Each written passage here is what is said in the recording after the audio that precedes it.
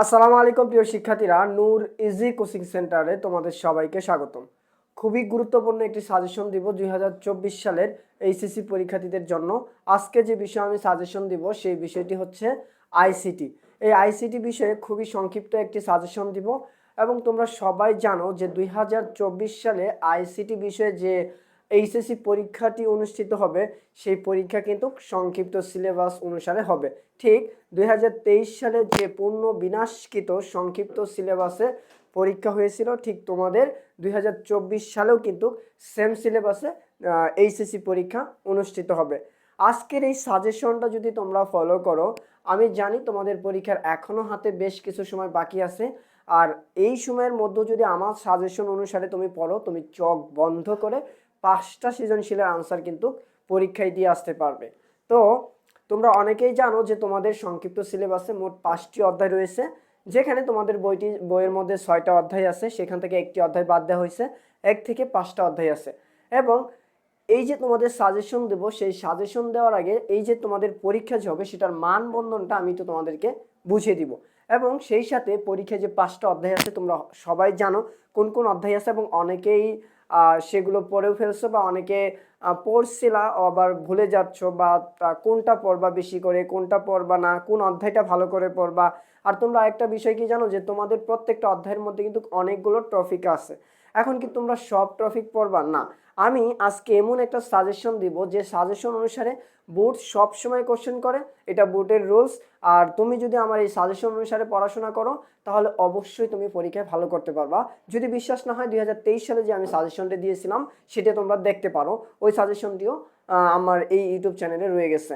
তো আজকে আমি তোমাদেরকে প্রথম যে বিষয় বলবো যে মানে বোর্ড থেকে যখন কাউকে কোশ্চেন করতে বলে, মানে বোর্ড তো আপনাদের বোর্ড কোশ্চেন করে, তাই না? আপনারা যে বোর্ডে পরীক্ষা দেন না কেন, তো একটা রুলস আছে বোর্ডের যে কোন অধ্যায় থেকে কয়টা কোশ্চেন করতে পারবে একটা টিচার, সেটা কিন্তু বোর্ড তাকে বলে দেয়। বোর্ডে যে চেয়ারম্যান থাকে সে কিন্তু তাকে বলে দেয় যে আপনি এই অধ্যায় থেকে এইভাবে কোশ্চেন করবেন, একটা বা দুইটা। ঠিক এই বিষয়গুলো বুঝে দিব যে বোর্ড সবসময় একটা রুলসই ফলো করে, কোন অধ্যায় থেকে কয়টা কোশ্চেন করবে।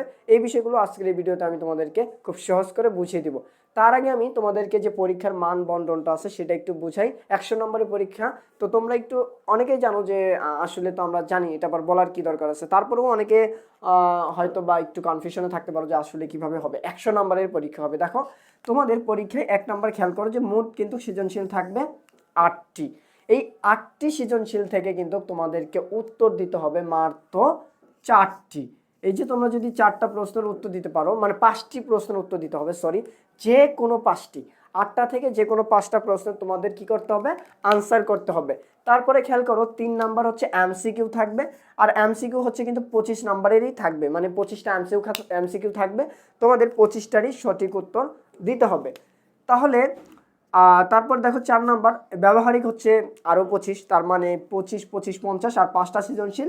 আমরা সবাই জানি প্রত্যেকটা সৃজনশীলের পূর্ণমান হচ্ছে 10, তার মানে টোটাল 100 নাম্বারের পরীক্ষা কিন্তু এবার হবে। ঠিক 2023 সালে যেমনটা হয়েছিল, এবার 2024 সালেও ঠিক একই নিয়মে 100 নম্বরের পরীক্ষা হবে, তবে সিলেবাস সংক্ষিপ্ত। এখন এই যে 5টা অধ্যায় আছে, যদিও লাইটিংয়ের আলোর কারণে কোনো একটা লেখা না বোঝা যায়, তাহলে আমি এখানে বলে দিব, যদি বুঝতে অসুবিধা হয় তাহলে পরবর্তীতে আমাকে আমি দেখে পরে এটা ঠিক করে নিব যদিও আলো পড়ে। তো দেখেন, প্রথম আপনারা খেয়াল করেন যে 1 নম্বর অধ্যায়, এটার নাম হচ্ছে তথ্য যোগাযোগ প্রযুক্তি। একটা কথা বলো তো, এই তথ্য যোগাযোগ প্রযুক্তি যে 1 নম্বর অধ্যায়, এই 1 নম্বর অধ্যায়ের এখানে আমি 1 কেন লিখছি, একটা কথা মনে রাখো, এটা বললে তুমি বাকি 4টা বুঝতে পারবা। বোর্ড যখন কাউকে কোশ্চেন করতে বলে তখন তাকে বলে দেয়, একটা রুলস আছে বোর্ডের, যে আপনি প্রথম অধ্যায় থেকে অবশ্যই একটা কোশ্চেন করবেন, একটা কিন্তু থাকবে। প্রথম অধ্যায় থেকে কয়টা কোশ্চেন থাকবে, একটা কোশ্চেন থাকবে। এটা বোর্ড বলে দিবে, যাকে কোশ্চেন করতে দেয় বোর্ড তাকে বলে দেয় যে আপনি এভাবে কোশ্চেন করবেন। আর এটা এইচএসসি পরীক্ষার একটা নীতিমালা, ঠিক আছে? যদিও বলি, যাই বলি না কেন, কারণ এই রুলসের বাইরে কিন্তু কখনোই প্রশ্ন করা হয় না।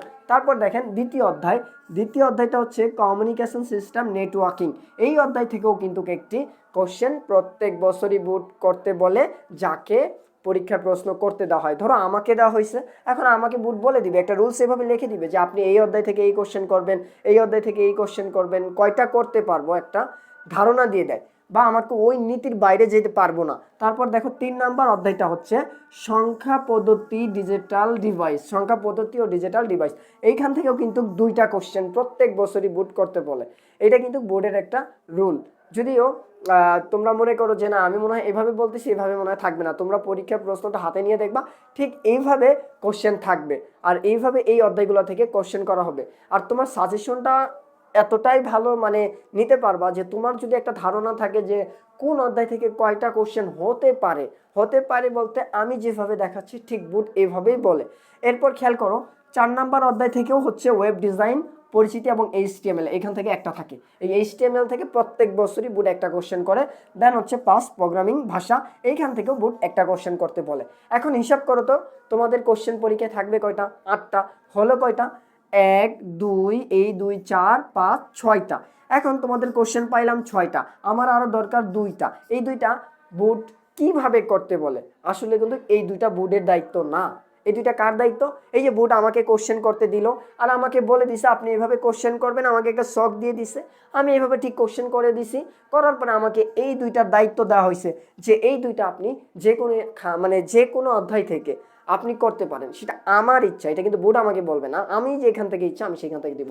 তোমরা যদি 2023 সালের কোশ্চেন দেখে থাকো, এই প্রথম অধ্যায় থেকে কিন্তু 2টা কোশ্চেন আসছিল, একটা তো মাস্ট বি থাকবে, তারপরে 2টা আসছিল।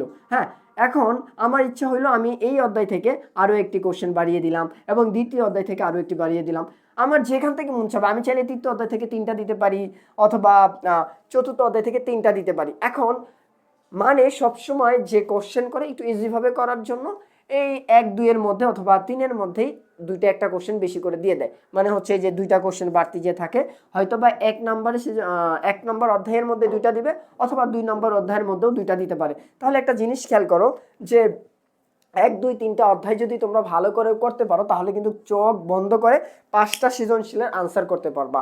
1 2 3 পড়তে হবে খুব ভালো করে। এই দেখো 1 আর 2 3, এই 3টা যদি তুমি খুব ভালো করে পারো তাহলে 5টা আনসার তুমি চোখ বন্ধ করে পারো। এখন দেখো তুমি যদি 1 আর 2 পড়ো তাহলেও আমি বলবো 3 থেকে 4টা কোশ্চেনের আনসার করতে পারবা, কোনো প্রবলেম নেই। এরপরে তোমার যদি 3 নাম্বার অধ্যায়টা নিয়ে একটু কষ্ট হয়, কারণ এখানে বাইনারি যোগ বিয়োগ আছে, অক্টাল আছে, তারপরে হচ্ছে বুলিয়ানের উপপাদ্য আছে, তারপরে ডি মর্গানের উপপাদ্য আছে, এগুলো অনেক একটু কঠিন মনে করো, গেট মেট যেগুলো আছে আর কি, সর্বজনীন গেট। হ্যাঁ, এখন এগুলো যদি তোমাদের কাছে কঠিন মনে হয়, তুমি যদি বলো যে না আমি ওয়েব ডিজাইন পরিচিতি এবং HTML-টা ভালো পারি, এইটা করব, তুমি যে কোনো 3টা অধ্যায় করলে কিন্তু 5টা আনসার করতে পারবে। তবে 1 আর 2 কোনোভাবে মিস করো না। তুমি যদি থিওরি খুব কম পারো বা অঙ্ক ভালো পারো তাহলে কিন্তু তুমি হচ্ছে 3 4 5 এই 3টা অধ্যায় ভালো করে পড়বা। তুমি যদি অঙ্কতে ভালো হয়ে থাকো এবং অন্যান্য মানে বিষয়গুলো যেমন HTML এ যদি পারদর্শী হয়ে থাকো তাহলে তোমার জন্য এই যে 3 4 5 পড়লেও কিন্তু তুমি চোখ বন্ধ করে 5টা আনসার করতে পারবা। আর যারা ধরো যে কোনো অঙ্ক দিতে চাচ্ছ না, জাস্ট থিওরি দিবা, তারা 1 2 অথবা 3 এই অধ্যায়গুলো খুব ভালো করে পড়লেই 5টা আনসার করতে পারবা। এখন কথা হচ্ছে এই অধ্যায়গুলোর মধ্যে বিভিন্ন টপিক আছে। এখন সব টপিক তো তোমার পক্ষে মুখস্থ করা সম্ভব না, আর সব পড়েও লাভ নাই, কারণ সবগুলো থেকে প্রশ্ন করাই হয় না। মাত্র হাতে গোনা কয়েকটা টপিক আছে যেগুলো থেকে মানে তুমি যদি বোর্ড কোশ্চেন পড়ে থাকো তাহলে খেয়াল করে দেখবা বোর্ড প্রত্যেক বছর সেগুলো থেকেই বারবার কোশ্চেন করে, আর এইটাই এইবারও হবে ইনশাআল্লাহ। এই জন্য তোমাদেরকে জানতে হবে যে কোন বিষয়গুলো তোমরা খুব ভালো করে পড়বা এবং কোন টপিকগুলো ভালো করে পড়বা। যেমন প্রথম অধ্যায়ে আমি তোমাদেরকে বলবো যেগুলো সেগুলো ঠিক তোমরা এখন দাগিয়ে নিবা, কারণ আমি বই দেখে বলবো। আসলে আমার এই বোর্ডটা ছোট, এগুলো মুছে আবার ভিডিও এডিটিং করা অনেক ঝামেলা। এই জন্য আমি তোমাদেরকে বলে দিব, তোমরা লিখে নিতে পারো অথবা বইয়ের মধ্যে দাগিয়ে নিতে পারো। দেখো প্রথম অধ্যায়ে যে টপিকটা আছে সবচেয়ে ভাইরাল একটা টপিক, ভার্চুয়াল রিয়েলিটি। বর্তমান সিচুয়েশনে এটা খুবই দরকার, এটা অবশ্যই ভালো করে পড়বা। তুমি এই বিষয়ে ধারণা নিবা যে ভার্চুয়াল রিয়েলিটি আসলে কি। এবং তারপর হচ্ছে কায়োসার্জারি, এইটা কোনোভাবেই মিস করো না। এটা থেকেও বোর্ড প্রত্যেক বছর কোশ্চেন করে এবং 2023 সালেও কোশ্চেন করছিল যে কায়োসার্জারি, 22এও কোশ্চেন করছে, 21এও কোশ্চেন করছে, 20এও কোশ্চেন করছে কায়োসার্জারি নিয়ে। হ্যাঁ, এবং ভার্চুয়াল রিয়েলিটি নিয়ে এই যে কোশ্চেনগুলো করে, মানে কায়োসার্জারি মানে হচ্ছে কাটা সিরাবিহীন একটা ঠান্ডা রুমের মধ্যে বা একটা তাপমাত্রা নিয়ন্ত্রণ করে যে অপারেশন করা হয়, তাই হচ্ছে মানে কায়োসার্জারি, এরকম একটা কিছু। তোমরা ভালো করে পড়লে আরও বুঝতে পারবা। এরপরে তোমাদের যেটা পড়তে হবে সেটা হচ্ছে বায়োমেট্রিক্স। এইটা কখনোই মিস করো না, এইটা থেকেও বোর্ড কোশ্চেন করে। যেমন 2023-এও হচ্ছে যে বায়োমেট্রিক্স যে পদ্ধতিটা, এবং MCQ এর ক্ষেত্রে কিন্তু এগুলো থেকেও বেশি করা হয়। তারপর হচ্ছে বায়ো ইনফরমেটিক্স যেটা আছে ইনফরমেটিক্স, হ্যাঁ এইটাও ভালো করে পড়বা। তারপরে জেনেটিক ইঞ্জিনিয়ারিং এবং ন্যানো টেকনোলজি, এই যে আমি যে কথাগুলো বলতেছি এইগুলো তোমরা খুব ভালো করে পড়বা। এবং সেই সাথে হচ্ছে প্রতিরক্ষা, এই প্রতিরক্ষাটা এতটা দেখার দরকার নাই। তারপরে হচ্ছে রোবোটিক্স, এই কয়টা পড়বা। আমি কি কি বললাম, ভার্চুয়াল রিয়েলিটি, কার সার্জারি, বায়োমেট্রিক্স বা ইনফরমেটিক্স, তারপরে হচ্ছে ন্যানো টেকনোলজি, তারপরে জেনেটিক ইঞ্জিনিয়ারিং এবং হচ্ছে প্রতিরক্ষা, আরেকটা হচ্ছে তোমাদের রোবোটিক্স। এই যে রোবোটিক্স বা রোবট বিজ্ঞান, এই কয়েকটা টপিক্স প্রথম অধ্যায় থেকে পড়বা, আর বাকি সবগুলো বাদ দিবা, পড়ার দরকার নাই। এগুলো পড়লেই তোমরা পরীক্ষায় অবশ্যই হচ্ছে আনসার করতে পারবা 5টা। তারপরে দেখো, খেয়াল করো দ্বিতীয় অধ্যায়, দ্বিতীয় অধ্যায়টার নাম হচ্ছে সংখ্যা পদ্ধতি ও ডিজিটাল ডিভাইস। আর প্রথম অধ্যায়গুলো মানে না, দ্বিতীয় অধ্যায়টা হচ্ছে কমিউনিকেশন সিস্টেম ও নেটওয়ার্কিং। হ্যাঁ, এই দ্বিতীয় অধ্যায় থেকে তোমরা যে টপিকসগুলো পড়বা সেটা হচ্ছে ডেটা কমিউনিকেশনের ধারণা একটা, তারপরে হচ্ছে ডেটা ট্রান্সমিশন পদ্ধতি 2টা, এবং ওয়্যারলেস কমিউনিকেশন সিস্টেম এই 3টা, আর হচ্ছে বিভিন্ন প্রজন্মের মোবাইল, না এটা দরকার নাই, কম্পিউটার নেটওয়ার্কিং এটা ভালো করে পড়বা। এবং শেষ আছে হচ্ছে নেটওয়ার্কের প্রকারভেদ, এটাও ভালো করে পড়বা।